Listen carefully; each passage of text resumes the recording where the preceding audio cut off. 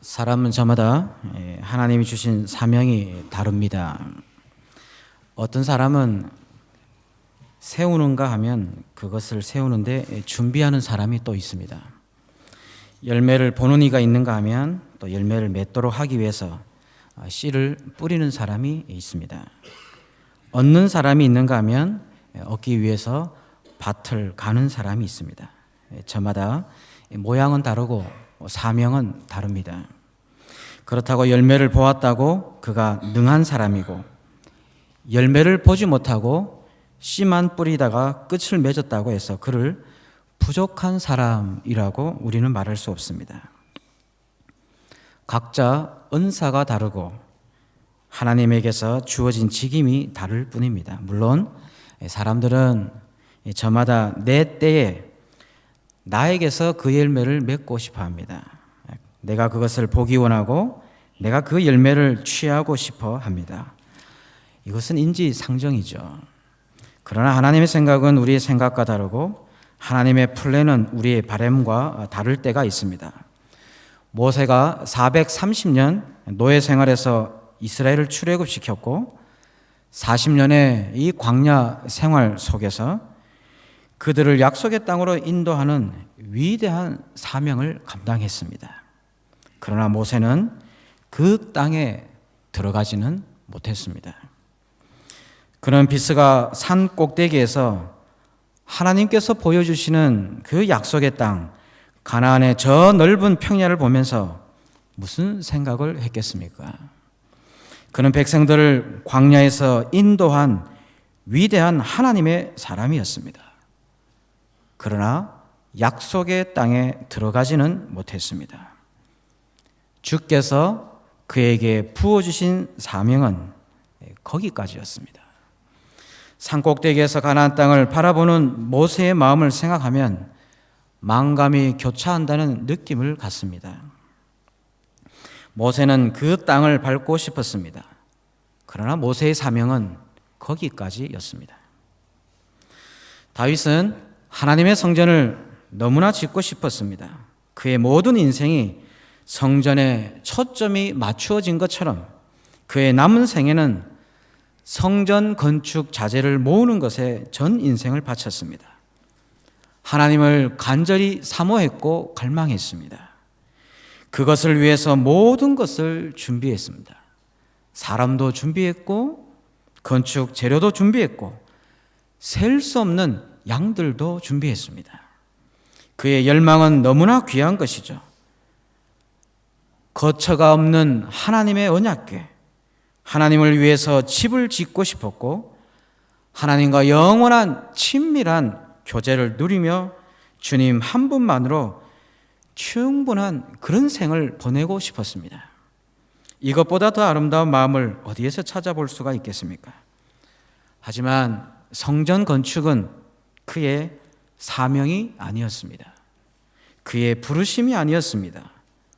그에게 간절한 마음과 주를 향한 갈망이 있다고 해서 성전을 건축할 수 있었던 것이 아니었습니다. 다윗의 사명은 건축의 모든 재료를 준비하는 것, 거기까지였습니다. 씨를 뿌리는 것까지였습니다. 그것이 그의 사명이었습니다. 그것이 그의 부르심의 목적이었습니다. 다윗의 그런 갈망, 그러나 하나님이 그것을 거부하신 이유가 있었죠. 바로 피를 너무 많이 흘렸기 때문입니다. 하나님의 성전, 하나님이 거하시는 곳, 평강이 넘치는 집, 그것은 평강의 사람이 지어야 할 집이었습니다. 전쟁을 하고 피를 흘린 사람에 의해서 지어져야 할 집이 아니었죠. 솔로몬, 이는 히브리어로 샬롬입니다. 평강이라는 말이죠. 그렇습니다. 다윗은 성전을 준비하는 사람이었고 솔로몬은 성전을 건축한 사람이었습니다. 다윗은 뿌리는 사람이었고 솔로몬은 거두는 사람이었습니다. 다윗은 열심히 심는 자였고 솔로몬은 평온한 가운데 열매를 취하는 자였습니다. 다윗은 큰 환난을 거치면서 전쟁의 인생, 험악한 세월을 통해서 기초를 쌓았다면 솔로몬은 그 위에서 평안과 안일함을 누리는 사람이었습니다. 어쩌면 저희들의 이 이민사회에서 우리가 자녀들에게 물려주어야 할 것이 이것이 아닌가 생각하게 됩니다. 우리는 그들에게 믿음의 씨를 뿌리는 이들입니다. 그들이 하나님의 나라를 세우고 성전을 세울 수 있는 재료들을 준비시켜주는 이들입니다. 이들에게 주의 나라를 잘 세울 수 있도록 모든 것을 갖춰주는 세대들이죠. 내가 그 열매를 얻을 수도 있지만 먼저는 씨를 뿌리는 것이 있어야 열매가 있습니다. 사명은 각자입니다. 그럼 우리는 우리의 자녀들을 위해서 다음 세대를 준비하며 물려줄 것이 무엇이 있습니까? 바라기는 우리 자녀들에게 주께서 내게 이런 마음을 주셨다라고 하면서 그들에게 자신 있게 하나님의 것을 물려줄 수 있는 성도님이 되실 수 있길 바랍니다. 다윗은 성전을 지을 물건들을 준비했지만 실상 다윗이 솔로몬에게 준 것은 물건들이 아니라 하나님 그 자체였습니다. 수많은 재료들과 나무들을 준비했지만 실상은 하나님을 유업으로 주었습니다. 다윗은 그것을 생각만 해도 가슴 설레었을 것입니다. 자신의 인생을 회고하면서 하나님이 나와 함께 하셨기에 지금까지 에베네셀의 하나님으로 올 수가 있었다는 그 사실에 다윗은 감격할 뿐입니다. 죽음에서도 나를 건지셨고 수많은 전쟁과 고난의 현장 속에서도 하나님은 다윗과 함께 하셨기에 그는 넉넉히 세상을 이겨나갈 수 있었습니다. 20여 년의 세월 동안 사울에게 쫓기면서 내 힘 다 빼도록 우리 하나님 뺑뺑이 돌리신 그런 하나님. 그러나 내 능력이 아니라 하나님을 전적으로 의존하는 것이 참 능력이라는 것을 가르쳐 주신 하나님. 나의 힘과 소망이 되신 여호와. 하나님 한 분만으로 충분하다고 고백하도록 그렇게 만드신 여호와. 다윗은 그의 인생을 통해서 만난 그 하나님을 솔로몬에게 유업으로 주고 싶었습니다. 그렇습니다. 다른 무엇보다도 우리의 자녀들에게 이런 하나님을 물려주어야 하지 않겠습니까? 하나님 한 분만으로도 우리의 인생 충분하다는 것을 내 후손들에게 물려주어야 하지 않겠습니까? 저는 도전하고 싶습니다. 여러분은 지금 내 자녀들에게 무엇을 물려주시려고 그렇게 수고하고 계십니까? 이것에 대한 정직한 대답이 필요한 때입니다. 저는 이들에게 하나님을 물려주고 싶습니다. 하나님만이 가장 귀한 유업임을 보여주고 싶습니다. 세상에 그 어떤 고난이 오더라도 하나님 포기하지 않는 신앙을 물려주고 싶습니다. 하나님 때문에 세상 것을 잃어버린 모습을 그들의 가슴에 새겨주고 싶습니다. 그런데 내가 그렇게 살지 않으면 그들은 배울 수가 없고 내가 포기하지 않으면 그들은 포기할 수 없습니다. 내가 하나님 선택하지 않으면 그들은 하나님을 선택할 수가 없습니다. 바라기는 우리 후손들에게, 자녀들에게 하나님 그분을 유업으로 물려줄 수 있는 성도님들이 되실 수 있기를 소망합니다. 10절을 한번 보십시오. 10절에 보니까 그가 내 이름을 위하여 성전을 건축할지라. 그는 내 아들이 되고 나는 그의 아버지가 되어 그 나라 왕위를 이스라엘 위에 굳게 세워 영원까지 이르게 하리라. 하나님은 다윗에게 솔로몬을 향한 계획을 말씀해 주셨습니다. 그가 성전을 건축할 것이다. 그는 내 아들이 되고 나는 그의 아버지가 되겠다. 그 나라가 영원히 이르게 하겠다. 너무나 귀한 약속을 주셨죠. 사명을 주셨습니다. 그러나 그 사명, 하나님이 솔로몬에게 주셨지만 그 사명의 성취는 솔로몬이 하나님의 말씀을 지킬 때에 이루어집니다. 성전의 영광, 하늘의 영광, 영원한 나라의 영광, 이것은 말씀을 지켜 행하는 자의 몫이라는 것이죠. 13절에 다윗의 고백을 보니 그때에 내가 만일 여호와께서 모세를 통하여 이스라엘에게 명령하신 모든 규례와 법들을 삼가 행하면 형통하리니 강하고 담대하여 두려워하지 말라 놀라지 말지어다. 이 사명의 성취는 말씀을 지켜 행하는 자의 것입니다. 그렇습니다. 하나님은 우리 자녀들에게 사명을 주실 것입니다.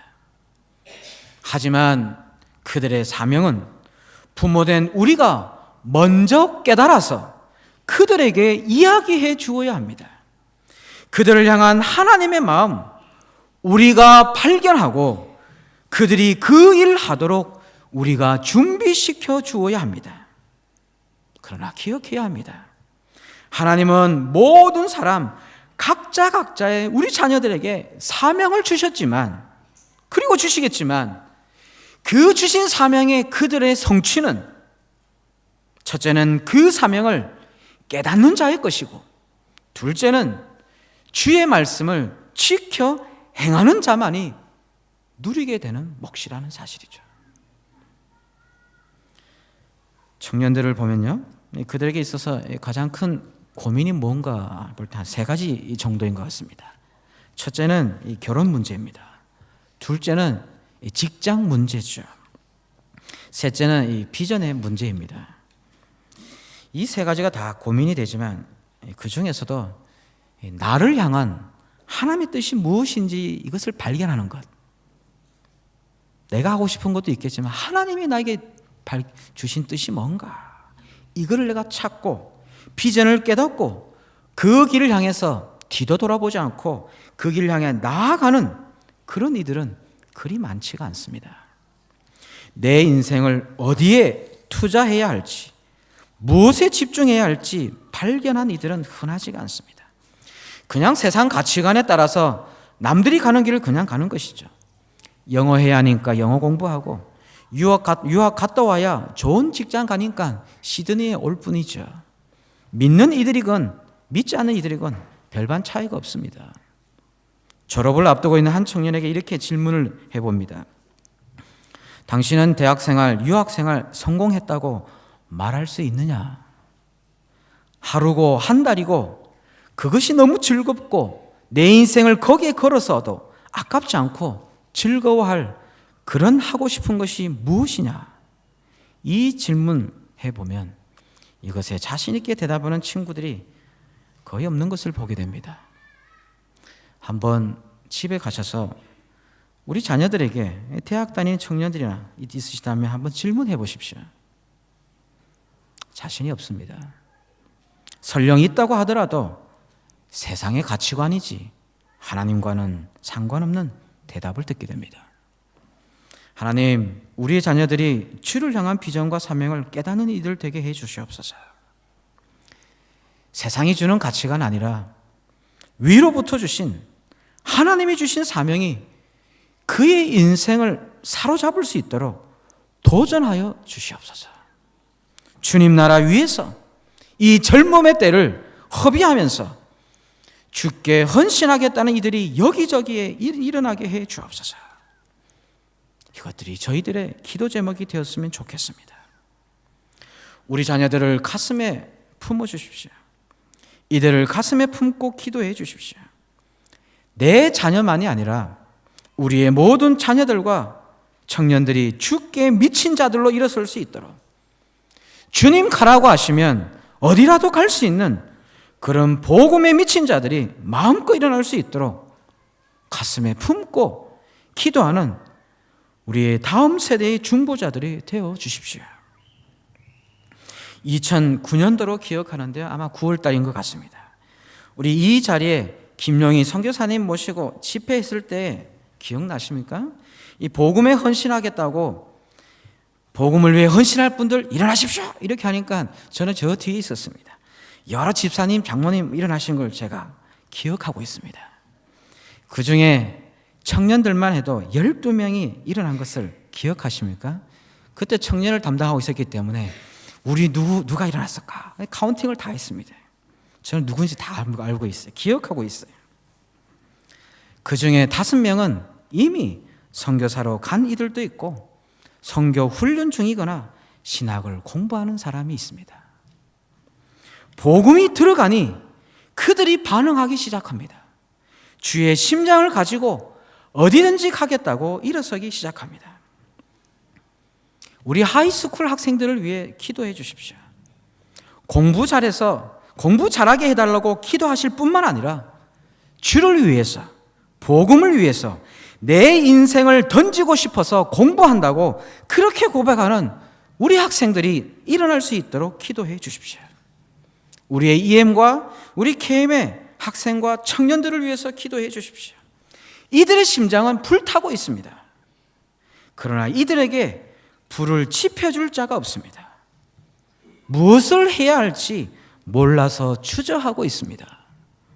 사명 깨달으면 그들이 일어설 테인데 이들을 가슴에 품고 기도할 사람이 필요합니다. 여기 계신 분들이 그들을 중보하는 영적인 어머니와 영적인 아버지가 되어 주십시오.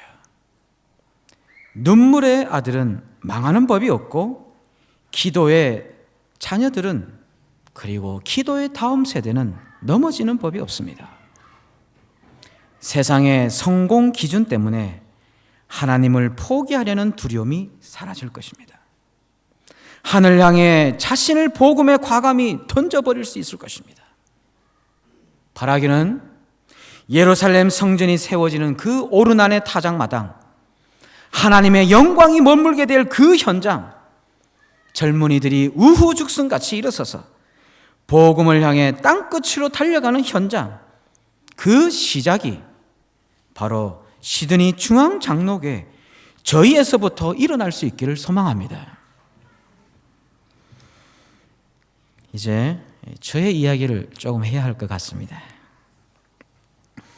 사실 방금 전에 나눈 이 말씀은 정확히 4년 전 2009년 9월 26일 토요일 새벽에 이 자리에 서 있어서 새벽 기도에 나눴던 말씀입니다. 이 제목 역시 오늘 말씀 제목과 동일하게 다음 세대를 위해서 줄 것이 무엇인가 였습니다. 지난 주 중에 말씀을 이제 이렇게 주일 설교를 준비하다가 제 컴퓨터를 열었습니다.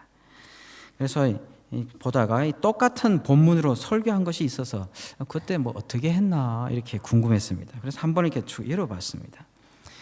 제가 툭 열어봤는데 이 설교 제목을 보는 순간 너무 놀랐고 울음을 참을 수밖에 없었습니다. 왜냐하면 하나님께서 제게 교회를 하라라는 마음을 주시면서 주셨던 키워드 하나와 약속의 말씀이 하나 있었습니다. 그 키워드는 다음 세대였고 약속의 말씀은 오늘 본문 저희들이 읽은 본문, 이 본문 그대로였습니다. 그런데 이 본문은 이미 4년 전에 똑같은 제목에 똑같은 본문으로 새벽에 나눴던 내용이었습니다. 저는 이 사실을 전혀 몰랐었는데 하나님은 그때부터 이미 그 마음을 제게 부어주고 계셨던 것이죠. 사실 이 큰숲 형제 교회 이거로 나가겠다고 선포는 했지만 지난주에 교회 주보를 툭 냈습니다. 했지만 내심 마음에 걱정이 있는 것은 사실이죠. 그런 저의 마음을 너무나 잘 아시는 우리 하나님께서 다시금 분명한 확신과 위로를 주시는데 그 분명한 확신과 위로는 바로 4년 전의 말씀이 오늘 이 자리에서 한 번 더 현실로 이루어졌다는 사실입니다. 믿음 없고 연약한 저에게 이런 상황을 통해서 너가 네 능력으로 교회하는 것이 아니라 하나님인 내가 하겠다라는 약속으로 한 번 더 확인시켜 주셨습니다. 저는 2006년, 만 7년 전이죠. 12월 1일에 저희 교회 사역을 시작했습니다. 한국에서 고신을 졸업하고 마스터를 또 2년간 공부하면서 안식년으로 오신 수많은 선교사님과 교제할 기회가 참 많았습니다. 많은 우리 선교사님과 교제했죠. 같이 이렇게 먹고 자고 하면서 2년 동안 학교에서 먹고 자고 했기 때문에 그분들과 다양한 교제를 했습니다. 그들과 시간을 보내면서 나는 앞으로 선교 현지에 리더십들에게 말씀을 가르치는 이런 티칭 사역을 해야겠다라는 마음이 자연스럽게 들었습니다. 그래서 마스터 공부 끝나고 어디로 가서 좀 더 훈련을 받을까, 이게 아내와 같이 기도하다가 시드니에서 YM에 있는 DTS 훈련을 받자는 이 동일한 마음을 하나님이 우리에게 주셨습니다. 똑같은 마음을 주시니까 그럼 가야겠죠. 그래서 저희 가정은 한국에서의 모든 것을 정리하고 이민 가방 2개 달랑 들고 애들 2이 데리고 그리고 시드니로 왔습니다. 물론 지금은 애가 3이 되고 하나님이 1명 더 주셨죠. 이 DTS 훈련을 하면서 저희들은 이 훈련 이후에 일정을 어떻게 해야 할지에 대해서 기도하고 있었습니다. 훈련 받으면서 그 다음 어떻게 되는가, 그런 기도하는 중에 하나님은 저희들에게 말씀으로 이곳에 시드니에 머물게 될 것에 대한 확신을 말씀으로 2번과 2사람을 통해 시간이 다르게 그렇게 컨펌을 주셨습니다.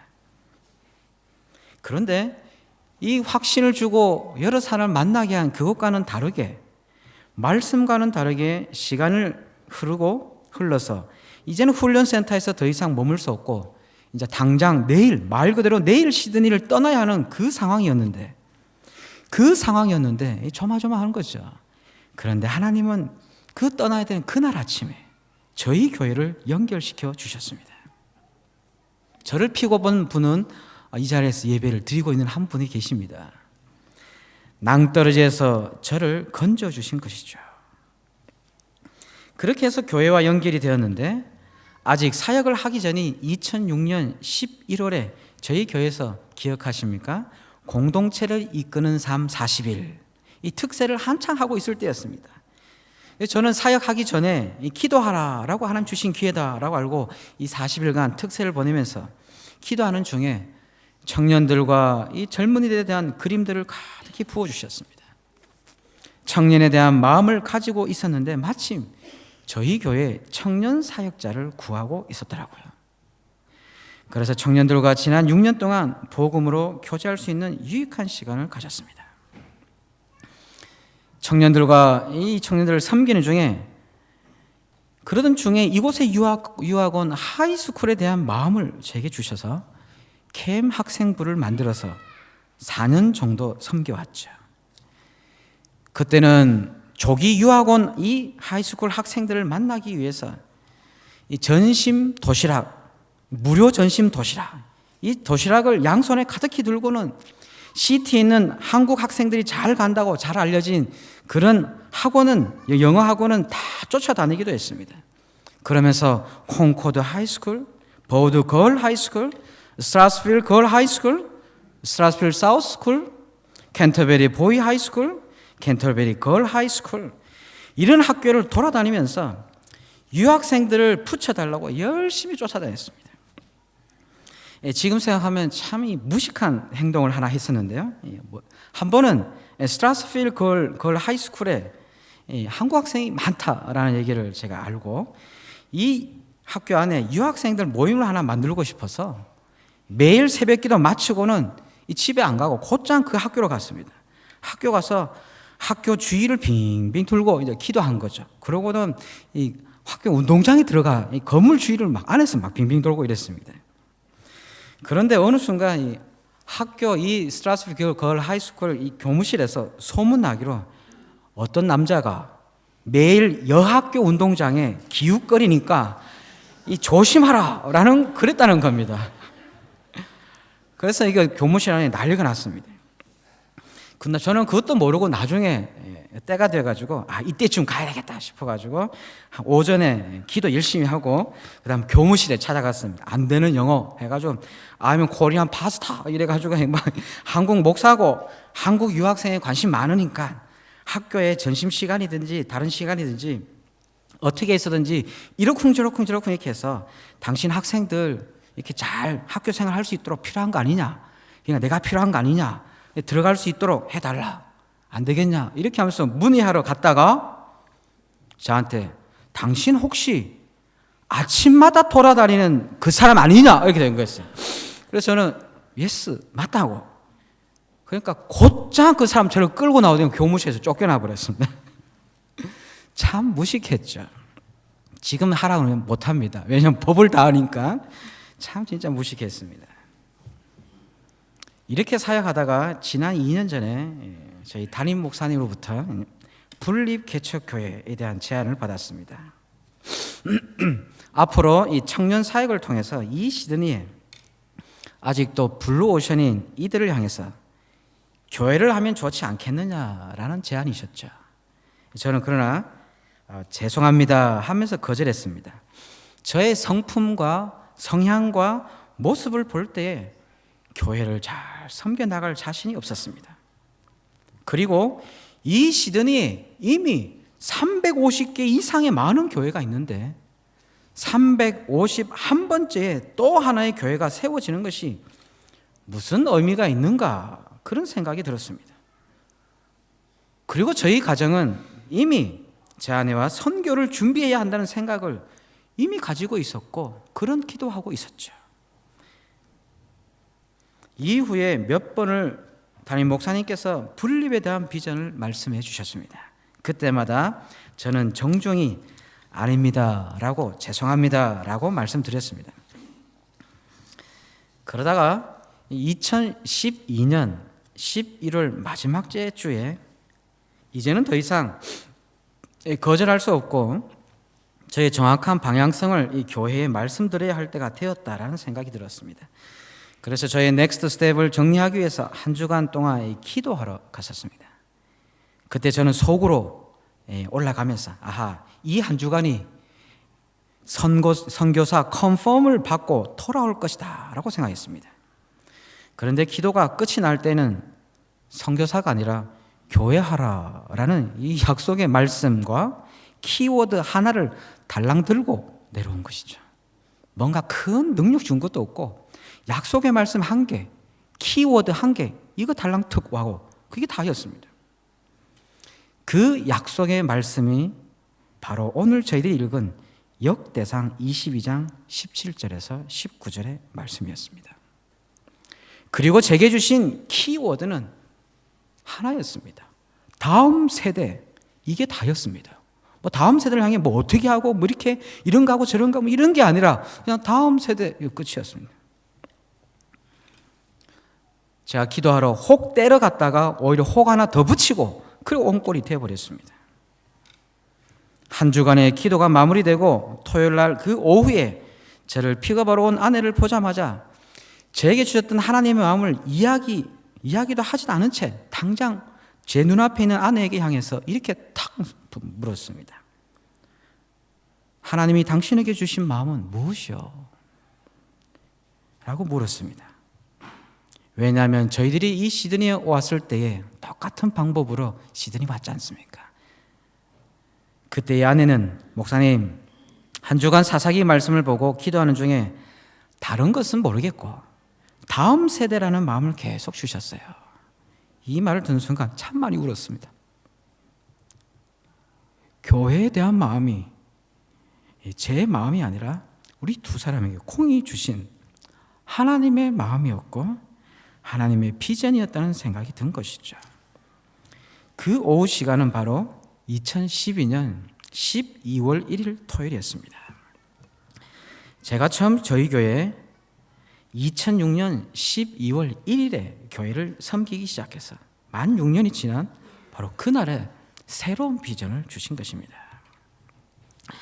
제가 한 주간 이 기도하면서 하나님과 이 경솔하게 한 가지 딜을 한 것이 있었습니다. 왜냐하면 끝까지 안 하려고 하나님 요거 해야 저는 하겠습니다. 끝까지 딜을 한 게 있었습니다. 하나님, 제게 교회하라는 마음을 주셨는데 그러면 내게 이 기도원의 양털과 같은 두 가지 표징을 주세요. 제가 이런 거 제일 싫어하거든요. 그런데 이런 거 주세요. 그것이 있으면 제 마음이 아니라 하나님이 하라고 하신 줄을 알겠습니다. 아주 끝까지 이제 막 버티는 거죠. 이렇게 기도했었는데 그 중에 한 가지는 제일 먼저 만난 사람, 제 아내의 말을 통해서 확증된 것이죠. 그리고 나머지 하나는 아직 남아 있었습니다. 아직 한 가지는 남아 있죠. 저는 빠져나갈 구멍이 있습니다. 그런데 그 나머지 하나는 그 다음 날 주일날에 이 모 장로님과 대화하는 중에 발견하게 됐습니다. 작년 12월에 교회적으로는 교회 이전에 대한 확정은 있었지만 확정은 지어졌죠. 그런데 지금의 그랜빌이라는 것은 아직 결정되지 못한 상황이었습니다. 교회적으로 이렇게 저렇게 쉽지 않은 상황이었죠. 그런데 오늘 저희들이 읽은 역대상 22장 18절과 19절이 제게 교회를 하라고 하신 약속의 말씀일 뿐만 아니라 저희 교회가 새로운 교회를 세우게 될 것이고 그 교회를 든든히 세울 것이니 두려워하지 말고 하나님을 구하고 담대히 나아가라고 저희 교회에 주신 말씀이라는 것을 깨달았습니다.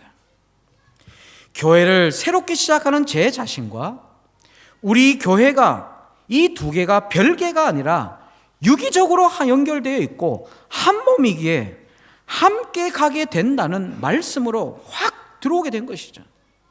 너무나 떨리는 순간이었습니다. 하나님은 제 개인을 향한 말씀으로 주신 것과 동시에 교회적으로 동시에 주신 말씀이었습니다. 기드온의 양털 시험을 통해서 교회 안 하려고 빠져나가려던 제게 오히려 이 두 가지의 분명한 증거로 인해서 덫에 걸려버렸습니다.